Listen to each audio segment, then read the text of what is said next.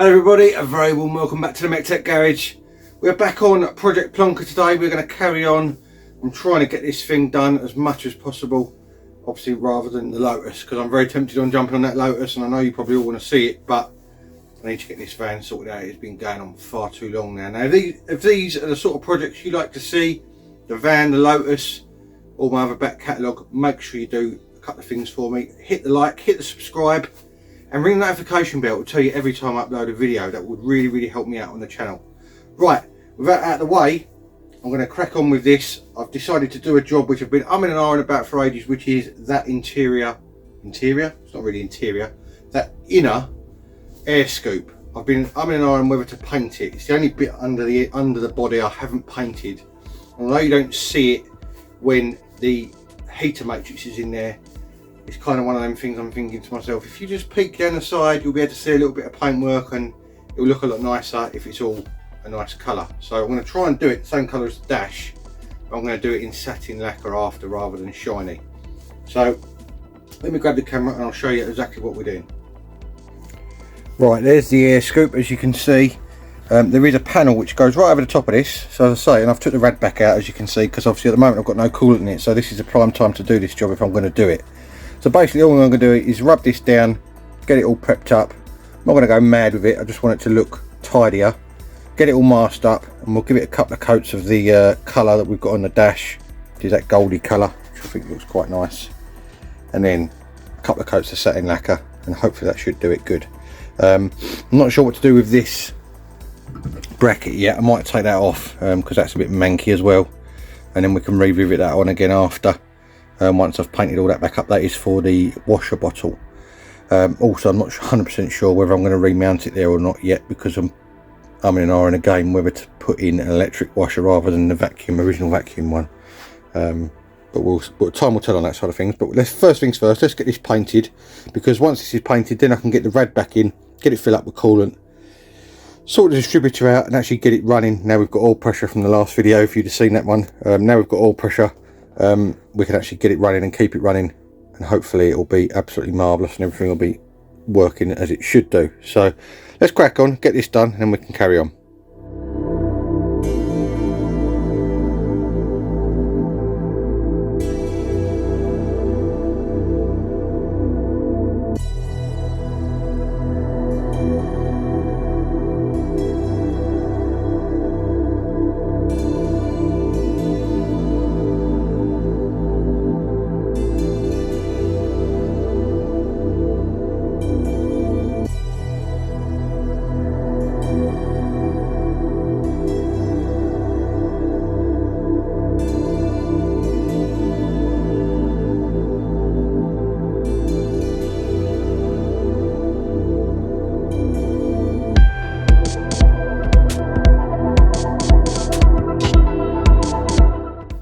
Right, I didn't bother time lapsing all of this because it took an absolute age to mask all that up in there. As you can see, it's masked all the way around, and I've masked it under here, but I've left it slightly open at the back, if that makes sense, so I don't end up with a solid line of paint. So that's all rubbed down now, as good as it's going to get. I don't think I'm going to need to prime it because it has got that sort of gel coat or whatever that's on there already, and it's all roughed up nice. So I'm just going to go straight in with the top coat, give it a couple of coats of that, and then we should be good to lacquer it, and hopefully it will look a lot better, a little bit neater, and no one will ever see it ever again. So let's carry on, get it done, and then we can move on to the stuff that people do see.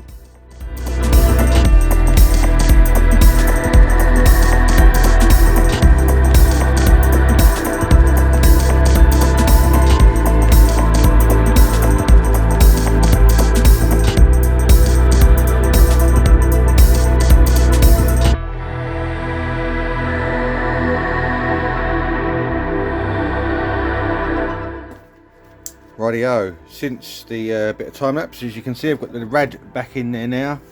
I need to put some coolant in it. I've also run the accelerator cable, which is a new longer cable that I've got. It's actually a gear cable for a bike. This cable tie here is temporary. I need to get the proper clamp for that. And I've also run the choke cable, which you can see looped here as well, but I'll show you, this is a cable that I had. When you pull it out to lock it, turn it to lock it, it doesn't lock. So that's no good. So I've got another new one, brand new one, off of Evil Bay, and this is the same one that my mate Dan used on his van. So, and he said it was good. So hopefully we'll be all right with that. So I'm going to get that swapped over now, get some coolant put in it. I've also changed, to show you in here, I've also changed a new points and condenser in there. So that's brand new in there now. They just got 2 screws that hold that in because I didn't have a spark. I was trying to start it and it had no spark. So I've changed that and now I've got a good spark. So I'm going to get the coolant in there. Sorry, the tumble dryer's going. Get the coolant in there. Get the choke cable swapped over, and I've also got a T which I've put the fitting on for the oil gauge, which is going to go in the engine and allow me to run the oil pressure switch for the light on the dash and the gauge at the same time. And I found in my haul of stuff, luckily, a pipe, brand new, which feeds the oil gauge. So I'm going to get that set up as well, not in the dash yet, but I'm just going to get it set up, get the engine running and get it up to temperature, and we can see what oil pressure we've got on this gauge, hopefully, assuming it all works. So let's get all that done. I'll come back to you and we'll get it running. Right, there we go. It's very difficult to film this, so I've got the new choke cable in there. As you can see, it's looped around so that it's not got a tight bend on it. I've cut it down, and obviously got the new knob in there as well with the lock mechanism in it, or on it I should say. So that is all good, it all works. Next thing I'm going to do is swap out that sensor for this, and then get the sensor in the end there and the oil gauge on that, and then we'll see what's going on with the oil pressure, hopefully. Let's carry on. Rightio, as you can see in there, we've got our oil fitting T in with the plug on the end of the sensor there, and the sensor in the end of it, and the new oil line running out the side, feeding up to the gauge up here at the moment, so we can see the oil pressure. We've got the ammeter sitting over there temporarily, so I'm gonna get set up in here. Let's zoom you out, and I'll sit you there on the tripod so you can see what's going on, hopefully, and see what happens. Right, so we've got our new choke cable which now locks, which is good. I've got a fresh can of fuel. See if it starts. See if that oil light goes out as well. It's a good start. Let's try again. Maybe a bit less choke. Go half choke. The oil light's gone out, so that's good.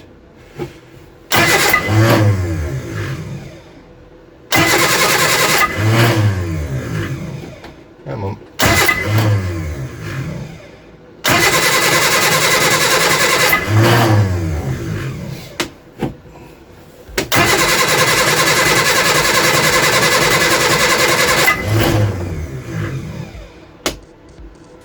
Now I have got one issue, which is I've lost one of the clips off the distributor cap, so it may not be starting very easy because of that.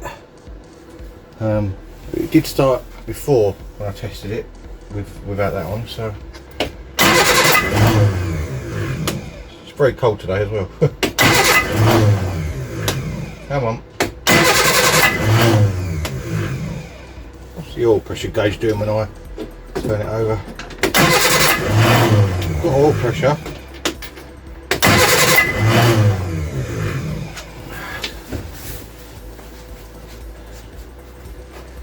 Try a little bit of throttle.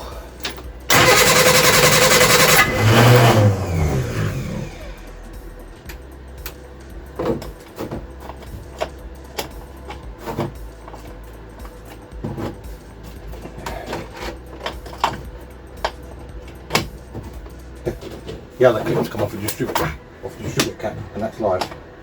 Let's switch that off for a minute and clip that back on, and then we should be in business. I wonder why it wasn't starting. I can't see what I'm doing in here. Light.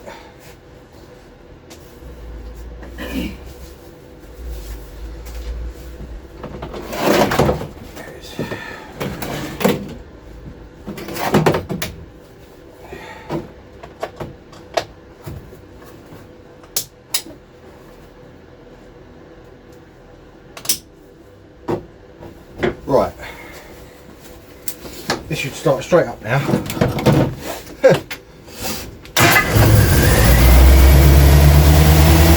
at that oil pressure. Oh, it sounds sweet. That's about 65 pounds of oil pressure. The oil lights are out, so that's working. Right, there we go. You can see that in there. And oil light, no ignition light, that's all working. Oil pressure's really good. Have a look at the ammeter. Should be reading something as well. Yep, we're reading plus on the ammeter now. I've got a different ammeter to go in here. This is just a temporary one, but this is the original, believe it or not. But I've got one to match that oil gauge. Right, I'm going to open the doors and let this warm up. I'll come back to you once it's a bit warmer and we'll see what the oil pressure is then. Rightio, we've been running for about 10 minutes now. You can see the temperature gauge is working. It doesn't seem to want to go any higher than that, so that's fine with me. Our oil pressure on tick over is just below 50 pounds, so that's not too bad. If I set you up on a tripod, stay there, and we'll look at the oil gauge. When I rev it, you'll see it go up. You can see that in the camera.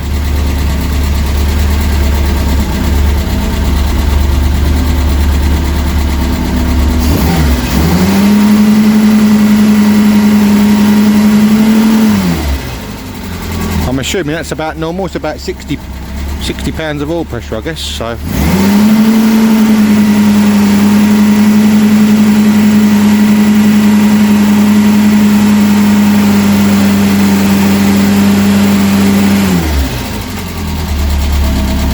Hopefully you could see that on camera. I don't know if I was shining a reflection in it or not.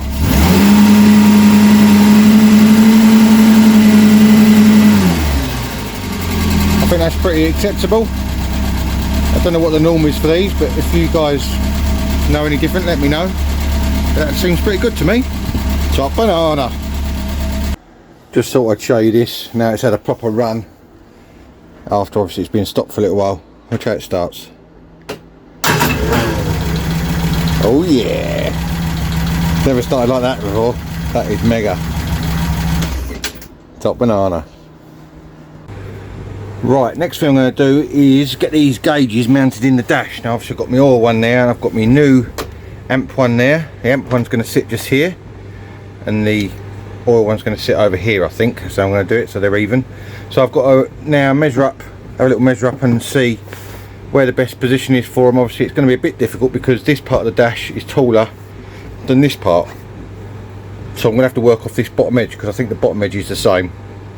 And obviously the top tapers up, so it's going to take a little bit of working out. I'm going to get some masking tape going, get sort of draw around a couple of circles and see what it looks like, and hopefully we'll get something that looks reasonable. Now hindsight being 2020 or 60-40 or whatever you want to call it, I should have probably done this before I put this vinyl on because I risk tearing it now. So what I'm going to do is once I've marked it all, I'm actually going to cut the vinyl out in a circle, so when I use my nice new hole saw that I've got, it doesn't rip up the vinyl.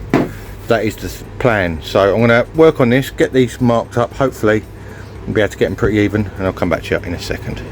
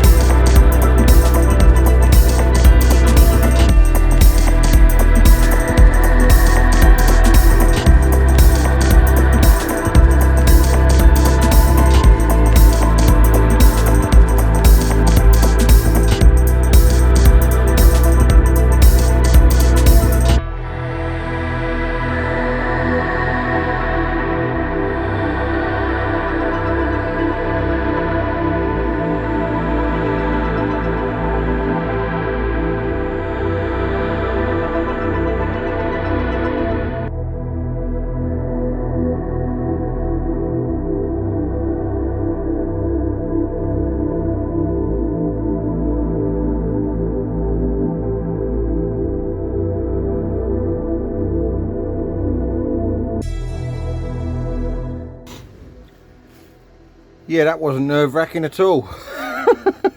Oh god, I was having kittens doing that. I'm not going to lie to you, but as you would have seen in the time lapse there, that is the hole drilled. It's the same distance from there to there, rough, pretty much, and the same distance from there to there, halfway across. So that is what I've come up with. I think it looks all right. Hopefully you'll think the same. I know it's not original. The original one was a lot smaller. It was this one here, but I wanted it to match the oil gauge, so I've got a Smith's.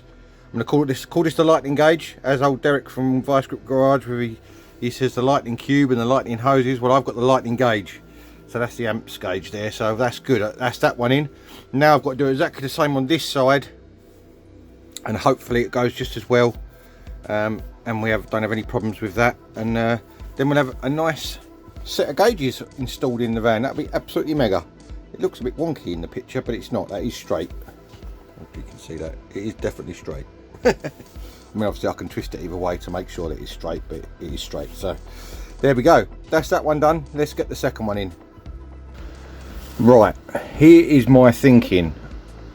I am not going to make it central on this side, because if you do that, it will then sit up in the air and not be level with that one. So what I've done is I've got my caliper and I've measured the distance between where the oil, level with the oil sign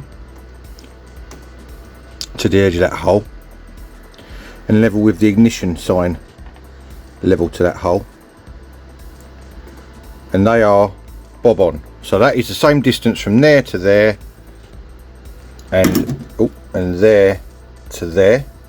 So they are the same. And then what I've done is I've measured the bottom edge of that silver vinyl, it's stainless steel vinyl effect,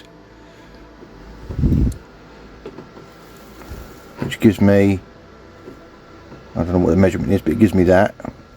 And then you can see I've scribbled out a line here because I've got one of them wrong, but if I put that on there, should be pretty much spot on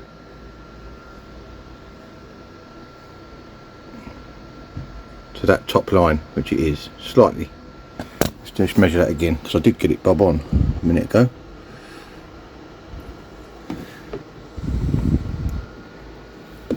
Trying to get this so that it's,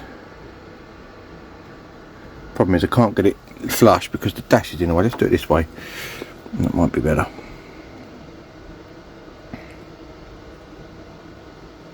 Right,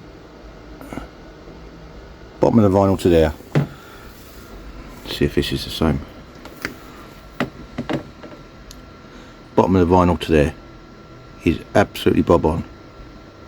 So I know that those two holes are the same distance from the bottom edge and the same distance from the speedo, and I'm just going to have to ignore the fact that this is taller here because obviously the dash does go up in the middle. I'd much rather have both the gauges symmetrical than I would have one up in the air central this way. I'd rather have it slightly lower so it matches this one. So that is what I'm going to do. I'm going to get this second one drilled. Hopefully it will go just as well. I've got to cut the masking tape and the vinyl the same as I did on this side. That worked really well. It didn't rip it at all. The hole saw actually went just inside of the vinyl, so that was perfect. And as you saw, this actually slides in there really well. Really chuffed with how that looks. Really chuffed. And that looks mega against the stainless steel with the chrome around it, so that is brilliant. So I'm going to get this one drilled, and then we'll have to unhook the oil line off of this gauge, put it through, and then we can hook it back up again, and then it will be in the dash and working. Lovely jubbly.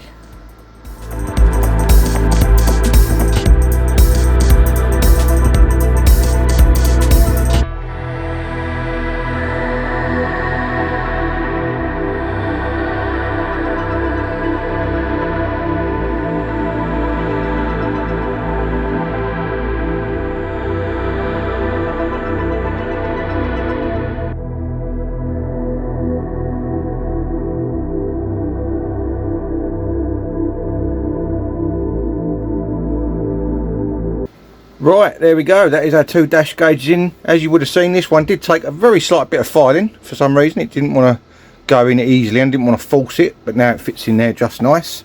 This one fitted in there nice and snug. This one's made out of plastic on the back, this one's made out of metal, so I don't know if that makes any difference to it, but I'm pretty pleased with those. They both come out sort of level. I know it probably doesn't look level because of the way the dash is shaped, but they are level. I've measured them again and they are both the same underneath. That one possibly is slightly tighter, but actually I wasn't pushed all the way in. There we go. No, it is the same. So I think we're all good, unless you get a caliper out and start measuring it. I think we're all right. So yeah, lovely jubbly. That is that job ticked off the list. Now all we've got to do is reconnect the oil pipe on the back of that gauge, put the bracket on the back to obviously hold it in the dash, same with the amp gauge, and I have got to do either a slight modification to the back of the amp gauge so I can bolt on my connectors, or I've got to change the connectors on the wiring to big spade terminals, one of the two. So we'll get those sorted out and we should be absolutely marvellous.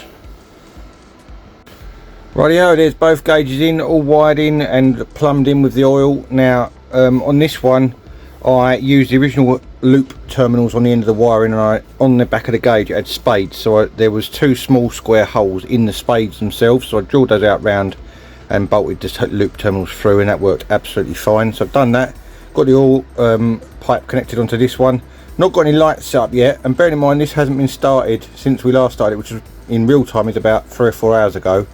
Let's see what it does.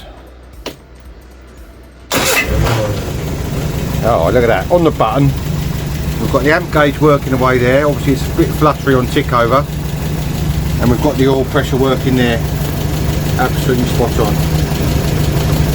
So I am well chuffed. No oil light, no ignition light, everything's charging.